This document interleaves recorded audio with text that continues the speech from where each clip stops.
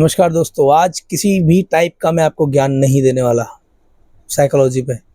आज हम current situation पे बात करेंगे एजुकेशन को लेकर। मैं हमेशा एजुकेशन के ऊपर ही वीडियो बना रहा हूँ, बट एजुकेशन की तो धज्जियां उड़ी पड़ी भाई। एजुकेशन पे तो एक टाइप का आतंकवादी हमला हो गया है। एजुकेशन कोई ले ही कहाँ रहा है, क्योंकि गुरु बचे ही नहीं है। गुरुओं को उठा उठा के आप गलत गलत साबित कर रहे हो कि भाई ये गलत है, वो गलत है, ये पढ़ाने का तरीका गलत है, फीस ज़्यादा ले रहे हैं, ब्लैक बोर्ड पे ये बना रहे हैं, देखा। तो यही सारी चीज़ें हैं जो हमको पीछे ले जा रही हैं। भारत एक टाइम पे विश्व गुरु था, आज की डेट में नहीं है, ये भी कह सकते हैं, क्योंकि आज की डेट का जो प्रोटेस्ट है एजुकेशन को, उसको देख के कोई नहीं बोलेगा कि भारत में नालंदा विश्वविद्यालय में कोई चीनी यात्री हेनसांग या फिर हेनसांग या फायान नाम के कोई चीनी यात्री एजुकेशन लेने भारत आए थे।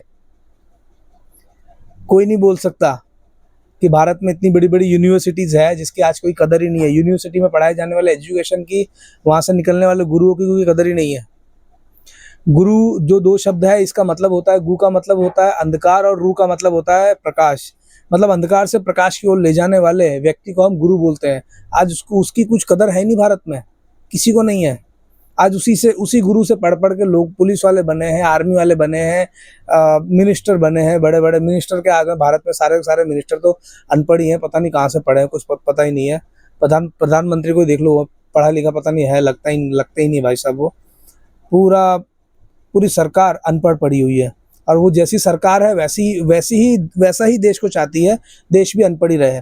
अगर भाई साहब देश पढ़ लिख गया ना, तो फिर तबाही तो मचने वाली है। केरल इसका मतलब विजय थालापति जहाँ पे मुख्यमंत्री है अभी, तो वो एग्जाम्पल है। जहाँ पर पढ़े लिखे हैं लोग, वहाँ पर उनको पता है कि उनकी वैल्यू क्या है और कहाँ उनकी वैल्यू होनी चाहिए और उनको क्या करना चाहिए। तो यही सब चीज़ें हैं। तो अभी जो एजुकेशन एजुकेशन के सिस्टम पे जो हमला हुआ है ना, पेपर लीक हो रहे हैं, नीट के पेपर लीक हुए हैं, यूजीसी नेट के पेपर लीक हुए हैं, राजस्थान रीट के पेपर लीक हुए हैं, सीबीएसई सेंट्रल बोर्ड के पेपर लीक हो रहे हैं। तो कहीं ना कहीं पे एजुकेशन के सिस्टम पे तो सवाल उठता है। धर्मेंद्र प्रधान जी जो हमारे हैं, वो भी एक वन टाइप ऑफ अनपढ़ ही हैं, उनको भी कुछ पता चलता है नहीं। बस इस बार क्या बोलते हैं, 21 जून को जो पेपर होने वाले, री एग्ज़ाम होने वाले नीट के, वो पेपर भाई साहब प्लेन से लाएंगे, यूएफओ से लाएंगे। अब यूएस से यूएफओ आएगा, वो पेपर दे के जाएगा। वहाँ से क्या गारंटी है कि पेपर लीक नहीं होगा? तुम जमीनी स्तर पर रोक नहीं पा रहे हो, साले हवाई स्तर पर रोकोगे? अजीब बेवकूफ़ी वाली बात करते हैं यार। जिस गुरु से आप लोग पढ़ के आप पुलिस वाले बने हो, आर्मी वाले बने हो, आज उन्हीं प्रोटेस्ट करने वाले स्टूडेंट को आप लोग मार रहे हो, स्टूडेंट को आप लताड़ रहे हो, वही गुरु को आप पकड़ के जेल में डाल रहे हो।